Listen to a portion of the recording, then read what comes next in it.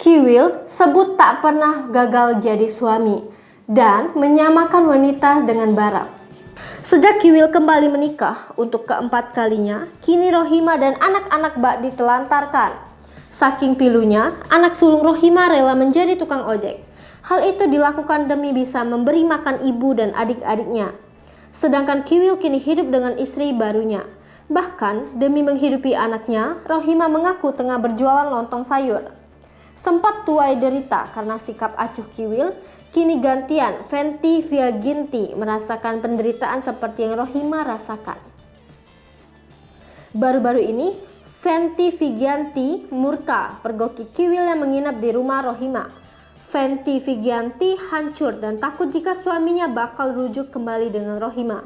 Seperti yang diketahui, kehidupan asmara Kiwil memang tak pernah lepas dari sorotan. Deretan wanita cantik pernah menjadi istrinya. Hal inilah yang bikin netizen bingung dengan apa yang dimiliki Kiwil hingga bisa menggait wanita.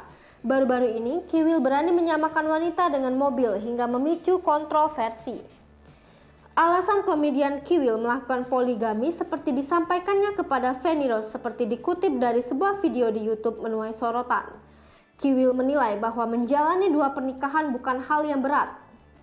Kiwil berdalih bahwa yang menginginkan perceraian adalah Rohima, Maggie, dan Eva Bellissima, bukan dirinya. Jadi ia mengklaim tidak pernah gagal dalam berumah tangga.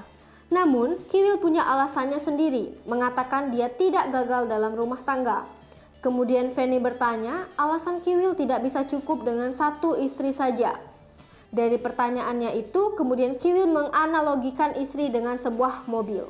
Feni kemudian bertanya lagi alasan Kiwil menganalogikan wanita dengan benda seperti mobil. Menurut Kiwil, apa yang sudah dimiliki selama ini tidak bisa memenuhi apa yang diinginkannya dari seorang wanita. Potongan video percakapan Feni dengan Kiwil itu kemudian ramai diperbincangkan di media sosial, dari Twitter hingga TikTok. Tak sedikit netizen yang kemudian menghujat Kiwil karena argumennya tersebut.